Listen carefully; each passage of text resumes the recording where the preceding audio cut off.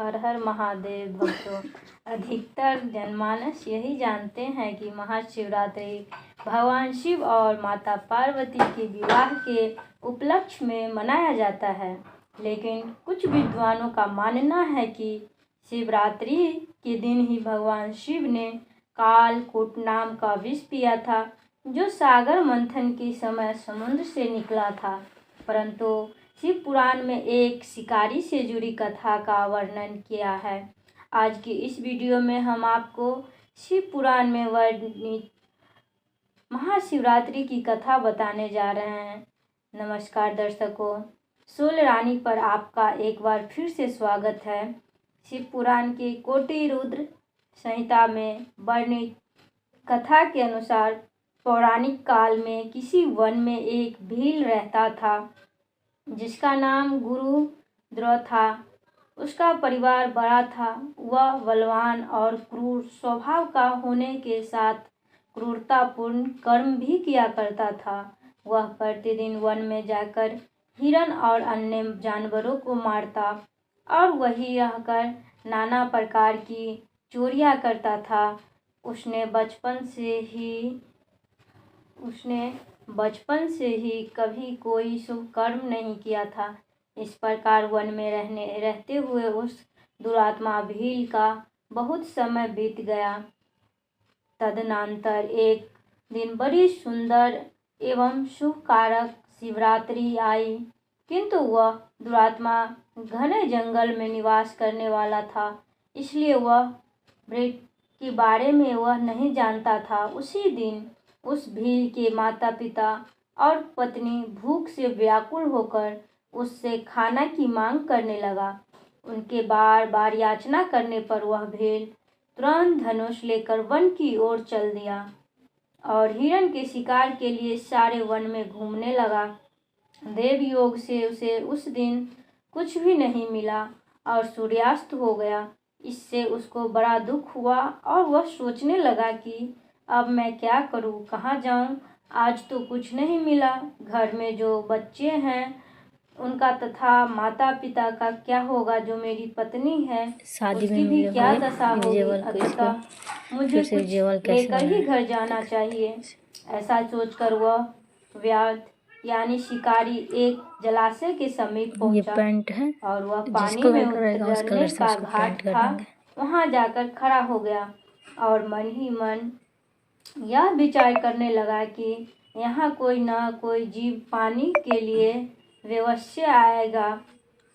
उसी को मारकर उसे साथ लेकर प्रसन्नतापूर्वक घर को जाऊंगा। ऐसा निश्चय करके वह व्याघ्र एक बेल के पेड़ पर चढ़ गया और वहीं जल साथ लेकर बैठ गया। उसके मन में केवल यही चिंता थी कि कब कोई जीव आएगा और कब मैं उसे मारूंगा। इसी प्रतीक्षा में भूख प्यास से पीड़ित वह वहां बैठा रहा। इस तरह काफी रात हो गई और जब रात का पहला पहर आरंभ हुआ तो एक प्यासी हिरण वहां आई, जिसे देखकर उस व्याध का बड़ा हर्ष हुआ और उसने तुरंत ही उसे मारने के लिए अपने धनुष पर एक बाण का साधन लिया। ऐसा करते हुए उसके हाथ के धक्के से थोड़ा सा जल और वयल पत्र नीचे गिर पड़ा। उस पेड़ के नीचे शिवलिंग था, जिसके बारे में वह व्याध नहीं जानता था। इस तरह उस जल और बेलपत्र से शिव की प्रथम पहर की पूजा संपन्न हो गई। उस पूजा के महत्व से उस व्याघ्र का बहुत सा पाप तत्काल नष्ट हो गया। उधर वहां होने वाली खड़खड़ाहट की आवाज को सुनकर हिरनी ने भय से ऊपर की ओर देखा। व्याध को देखते ही वह व्याकुल हो गई और बोली, व्याध, तुम क्या करना चाहते हो? मेरे सामने सच सच बताओ। की बातें सुनकर व्याध ने कहा, आज मेरे परिवार के लोग भूखे हैं, अतः तुमको मारकर मैं उनकी भूख मिटा दूंगा और उसे तृप्त करूंगा। व्याध का वह दारुण वचन सुनकर तथा दुष्ट भील को वान ताने देख हिरनी सोचने लगी कि अब मैं क्या करूं, कहाँ जाऊं, अच्छा कोई उपाय सोचती हूँ। ऐसा विचार कर उसने वहाँ इस प्रकार कहा। हिरनी बोली, व्याध, मेरे मांस से तुमको सुख होगा। इस अनर्थकारी शरीर के लिए इससे अधिक महान पुण्य का कार्य और क्या हो सकता है। उपकार करने वाले प्राणी को इस लोक में जो पुण्य होता है उसका 100 वर्षों में भी वर्णन नहीं किया जा सकता। परंतु इस समय मेरे सब बच्चे मेरे आश्रम में ही हैं। मैं उन्हें अपनी बहन को अथवा स्वामी को सौंप कर लौट आऊंगी। व्या, तुम मेरी इस बात को मिथ्या ना समझो। मैं फिर तुम्हारे पास लौट आऊंगी, क्योंकि सत्य से ही धरती टिकती हुई है, सत्य से ही समुद्र अपनी मर्यादा में स्थित है और सत्य से ही निर्झर से जल की धाराएं गिरती रहती हैं। सत्य में ही सब कुछ स्थित है।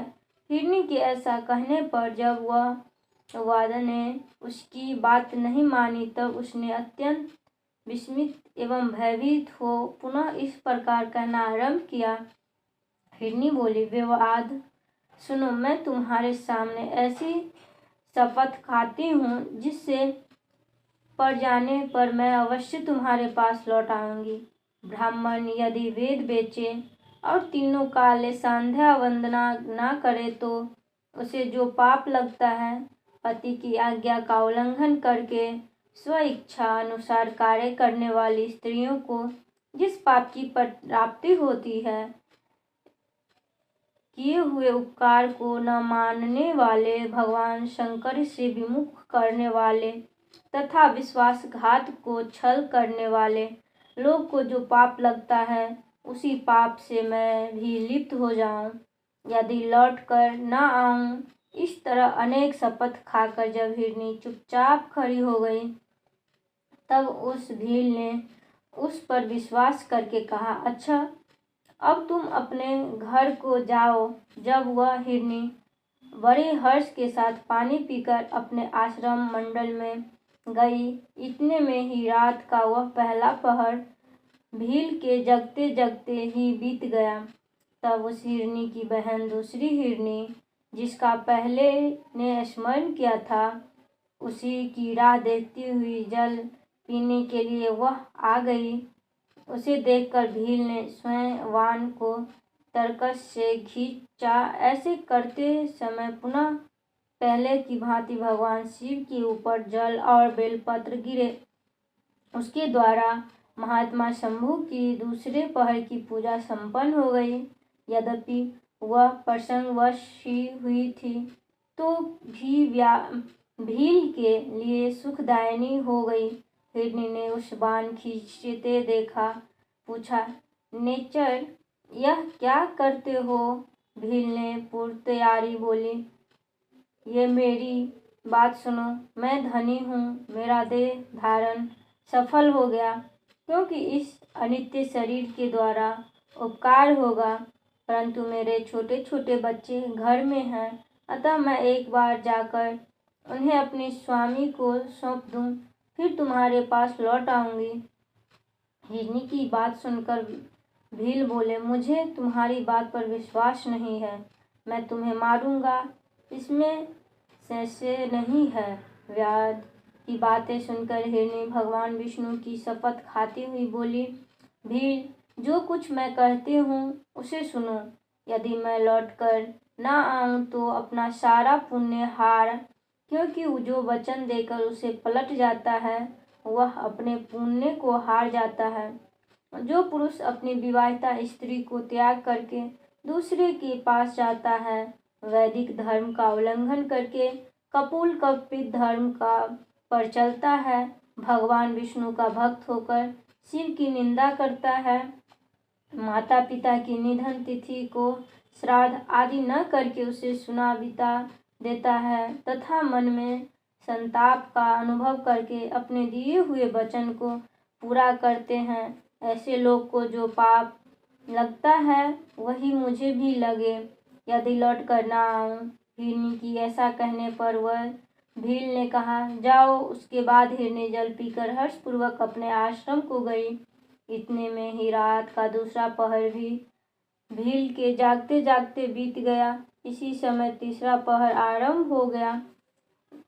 हिरनी के लौटने में बहुत विलम्ब हुआ। जान चकित हुआ भील उसकी खोज करने लगा। इतने में ही उसने जल की मार्ग में एक हिरण को देखा। वह बड़ा हष्ट-पुष्ट था। उसे देखकर वह को बड़ा हर्ष हुआ और वह धनुष पर बाण रखकर उसे मार डालने का चेष्टा किया। ऐसा करते समय उसके प्रवधवश कुछ जल और बेलपत्र शिवलिंग पर गिरते।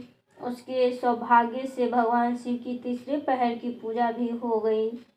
इस तरह भगवान ने उस पर अपनी दया दिखाती। पत्तों से गिरने की आवाज़ सुनकर उस हिरण ने भील की ओर देखा और पूछा, क्या करते हो? भील ने उत्तर दिया, मैं अपने कुटुंब को भोजन देने के लिए तुम्हारा वध करूंगा। भील की बात सुनकर हिरण के मन में बड़ा हर्ष हुआ और तुरंत ही बोले, मैं धन्य हूँ। मेरा हष्ट-पुष्ट शरीर होना सफल हो गया, क्योंकि मेरे शरीर से आप लोगों को भोजन की प्राप्ति होगी। जिसका शरीर परोपकार के काम में नहीं आता, उसका सब कुछ व्यर्थ चला गया। जो सारथे रहते हुए भी किसी का उपकार नहीं करता, उसकी वह सामर्थ्य व्यर्थ चली जाती है तथा वह परलोक में नरकगामी होता है। परंतु एक बार मुझे जाने दो, मैं अपने बालकों को उनकी माता के हाथ में सौंपकर और उन सबको धीरज बांधकर यहाँ लौट आऊँगा। उसके ऐसा करने पर भील की मन बड़ा विस्मित हुआ। उसका हृदय कुछ शुद्ध हो गया था और उसके सारे पाप नष्ट हो चुके थे। उसने हिरण से कहा, जो यहाँ आए वे सब तुम्हारी तरह बातें बनाकर चले गए, परंतु वे अभी तक यहाँ नहीं लौटे। हिरण, तुम भी इस समय संकट में हो, इसलिए झूठ बोलकर चले जाओ। फिर आज मेरा जीवन निर्वाह कैसे होगा? भील की बातें सुनकर हिरण बोले, भील, मैं जो कहता हूँ उसे सुनो। मुझ में असत्य नहीं, मैं सारा चराचर ब्रह्मांड सत्य से ही टिका हुआ है। जिसकी वाणी झूठी होती है, उसका पुण्य उसी क्षण नष्ट हो जाता है। तथापि भील, तुम मेरी सच्ची प्रतिज्ञा सुनो। जिसके मुख से कभी शिव का नाम नहीं निकलता, जो समर्थ रहते हुए दूसरों को उपकार नहीं करता, पर्व के दिन श्रीफल तोड़ता, अक्षय भक्षण करता तथा शिव की पूजा किए बिना और भस्म लगाए बिना भोजन को कर लेता है, इन सब का पातक मुझे लगे। यदि मैं लौट कर न आऊँ। उसकी बात सुनकर भील ने कहा, जाओ, शीघ्र लौटना। कि ऐसा कहने पर हिरण पानी पीकर चला गया। वे सब अपने आश्रम में मिले। तीनों की प्रतिज्ञाबद्ध हो चुके थे। आपस में एक दूसरे के वृत्तांत को भली बात सुनकर सत्य के पास से बंधे हुए उन सब ने यह निश्चय किया कि वह अवश्य जाना चाहिए। इस निश्चय के बाद वहाँ बालकों को आश्वासन देकर वे सब के सब जाने के लिए उत्सुक हो गए। उस समय जेठी हिरनी ने अपने स्वामी से कहा, वाह, आपके बिना यह बालक कैसे रहेगा? प्रभु, मैंने भी वहाँ पहले जाकर प्रतिज्ञा की कि इसलिए केवल मुझको जाना चाहिए, आप दोनों यहीं रहे। उसकी यह बात सुनकर छोटी हिरनी बोली, बहन, मैं तुम्हारी सेविका हूँ, इसलिए आज मैं भील के पास जाती हूँ, तुम यहीं रहो। यह सुनकर हिरण बोले, मैं ही वहाँ जाता हूँ, तुम दोनों यहाँ रहो, क्योंकि बच्चों की रक्षा माता से ही होती है। स्वामी की यह बात सुनकर दोनों हिरनी बोली, प्रभु, पति के बिना इस जीवन का दोनों हिरनी बोली, प्रभु, पति के बिना इस जीवन को धिक्कार है। जब तब उन सब ने अपने बच्चे को संतुतना देकर उन्हें पड़ोसियों के हाथ सौंप दिया और स्वयं शीघ्र ही उस स्थान को प्रस्थान किया जहाँ वह अपनी वादा किया था। शिरोमणि उनकी प्रतीक्षा में बैठा था। उन्हें जाते देख उसके सब बच्चे पीछे पीछे चले आए। उन्होंने यह निश्चित कर लिया था कि माता पिता की जो गति होगी वही हमारी भी हो। उन सबको एक साथ आया हुआ देख व्याधा को बड़े हर्ष हुआ। उसके धनुष पर बाण रखा। उस समय पुनः जल और बेलपत्र के ऊपर गिरे। इससे शिव की चौथे पहर की शुभ पूजा भी संपन्न हो गई। उस समय भील का सारा पाप तत्काल भस्म हो गया। इतने में ही दोनों हिरणी और हिरण बोला, उठे व्यास शिरोमणि, शीघ्र कृपा करके हमको शरीर को सार्थक करो। उनकी यह बात सुनकर भील को बड़ा विस्मय हुआ। शिव पूजा के प्रभाव से उसको दुर्भाग्य ज्ञान प्राप्त हो गया। उसने सोचा, यह हिरण ज्ञानहीन पशु होने पर भी धन्य है, जो ज्ञानहीन होकर भी अपने शरीर से परोपकार करना चाहते हैं। लेकिन धिक्कार है मेरे जीवन को कि मैं अनेक प्रकार के कुकर्म से अपने परिवार का पालन करते रहा। अब उसने अपने वाहन रोक लिए तथा मृगों से कहा कि वे सब धन्य हैं तथा उन्हें वापस जाने दिया। जिसके ऐसा करने पर भगवान शंकर प्रसन्न होकर तत्काल उसे अपने दिव्य स्वरूप को दर्शन करवाया तथा उसे सुख समृद्धि का वरदान देकर गुणाह नाम प्रदान किया। मित्रों, यही वह गुरु था जिसके साथ भगवान श्री राम ने मित्रता की थी। मित्रों, महाशिवरात्रि की यह कथा यहीं समाप्त होती है। अगर आपको